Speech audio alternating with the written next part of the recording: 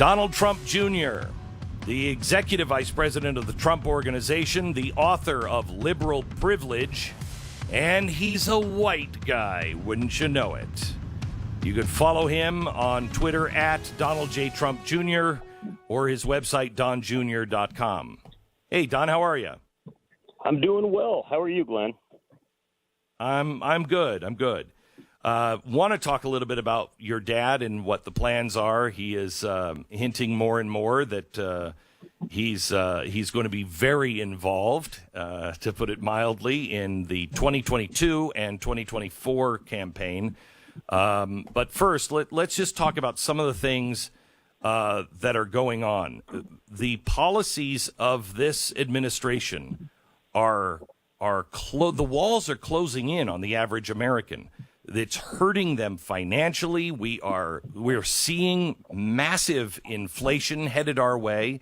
The beef prices are out of control. The government, the president gave a speech yesterday about the new, apparently, AFT, not ATF, the new AFT that is going to have new regulations to curtail the weapons that we can actually buy and own. Your thoughts on what's happening?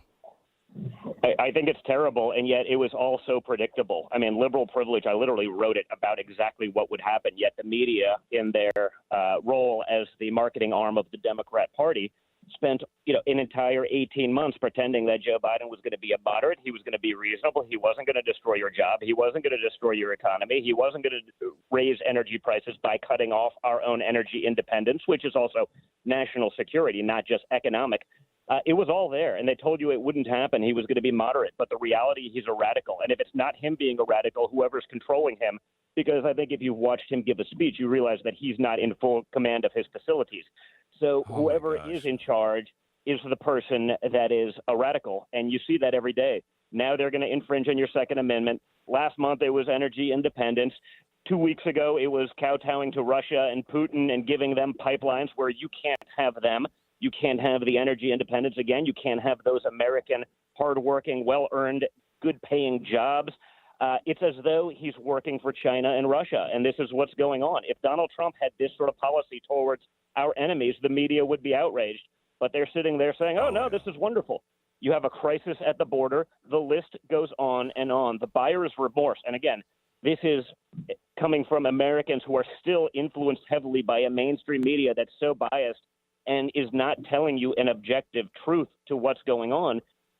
They're starting to wake up and realize, oh, my God, this is what we got. The buyer's remorse is kicking in. And again, that's with everyone telling you that he's such a wonderful guy. He's totally in charge. When you have American newspapers saying, no, Putin says Biden looked really sharp. He was really with it. Like, imagine the commentary that would have come from that if Putin said that about Trump. I mean, it's so condescending. Of course Putin wants to negotiate with Biden. Biden's not there. Putin's eating our lunch and laughing about it. And the media saying, no, this is good for relations with Russia. It's disgusting. It's despicable. It needs to stop, but it won't.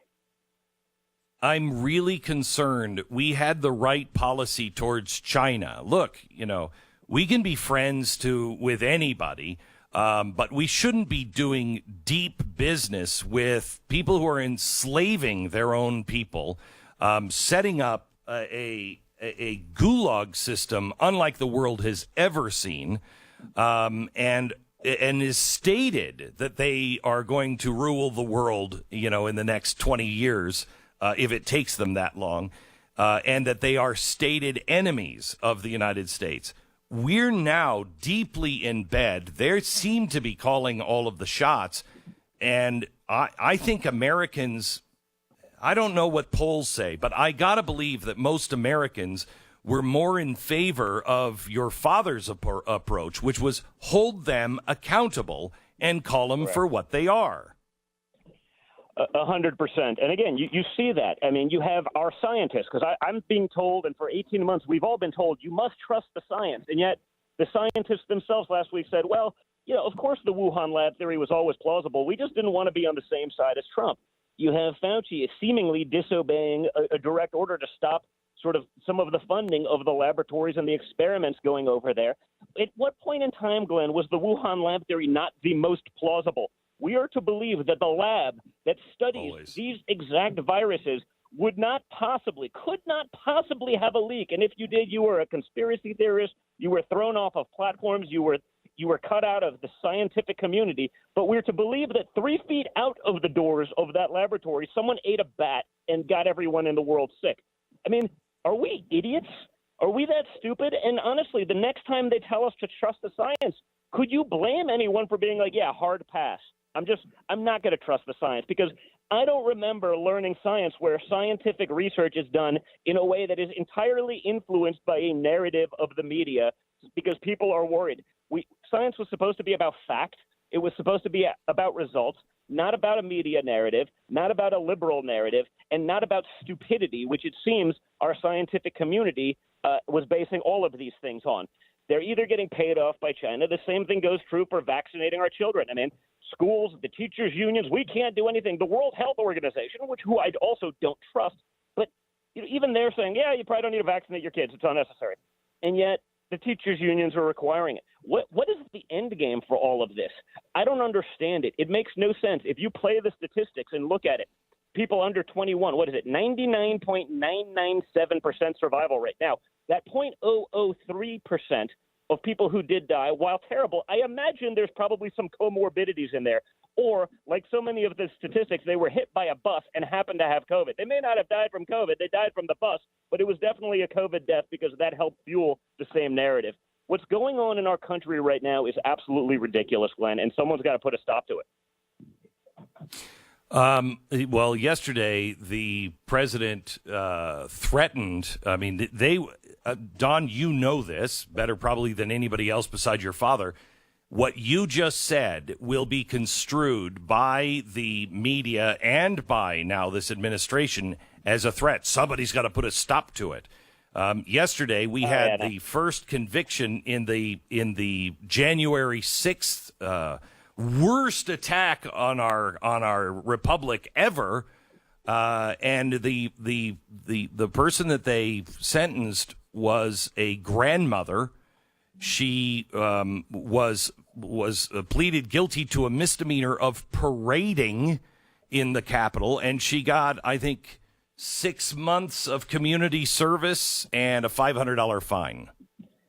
Yeah, it's ridiculous. First of all, the narrative around it is insane. They're going to do that. I didn't see, the FBI is posting a picture of someone who was taking a selfie. I don't see the FBI doing anything about, 12 months of looting, rioting, arson, murder, taking over buildings, because I guess it was woke, just like our military has gone full woke now. So they're more concerned about your pronouns than they are about maybe China's nuclear arsenal. That's what's going on. These people are entrenched in there. They could only care less about one side. If you were within 2,000 miles of the Capitol on January 6th and happened to be a conservative, there's a chance they're investigating you. If you burned down a building or you took over a courthouse in Portland or Seattle, no problem. You get a slap on the wrist. Look at New York. People who were literally caught red-handed, breaking into building, arson, vandalism, rioting, looting, they're just dropping the charges. No problem.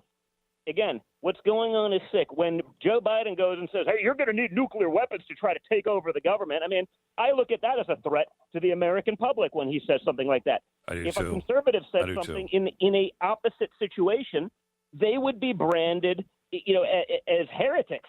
They would be seditionists for saying something like that. Joe Biden can say it, no problem. He's 100% right. The double standard in the hypocrisy has gone awry. It's absolutely ridiculous. And again, it's just such a shame. And this is why, again, I still believe you need Donald Trump, because I imagine this is where you're going, because I don't know of enough Republicans who have the guts to say it, to have the guts to take the slings and arrows that the media will say. It's totally nonsense, right? Let's not kid ourselves. I mean, what they say about all of those who are willing to fight is totally ridiculous. Trump's just the one that's not going to stand down because they do it. He's the one that's not just going to roll over because they say, mean things about him based on total factual nonsense. So that's why Donald Trump is so important. I hope that he has woken up the other conservatives. I hope he has woken up those in the Republican Party to exactly what's going on.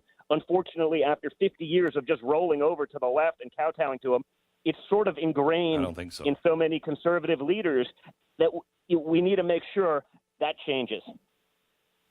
I don't think there are conservative leaders anymore. I mean, name them. In Washington, name them. Yeah, you make a solid point, which backs up the point I was just sort of making. I think you're starting to see it, but, those people who are starting to do it and doing a decent job, they get shut down on social media. Don't forget, Glenn, it's not like we're in a fair fight. We're up against multi-trillion-dollar industries. You have big tech doing whatever they can. I had 30-something million individual impressions on Instagram last week, and I lost followers. 250,000 likes a post. It's like, you get a couple one day, and then they'll take it away over the next few days. I mean, what's going on? You don't have to be a genius to see it. You could be a very average, bad content leftist, and you grow like wildfire because they believe in what you're saying, even if you're not, not someone who's going to create viral content or even decent content. But because you're agreeing with them, there's never censorship. They're not deplatformed. They're not demonetized. They're not thrown off.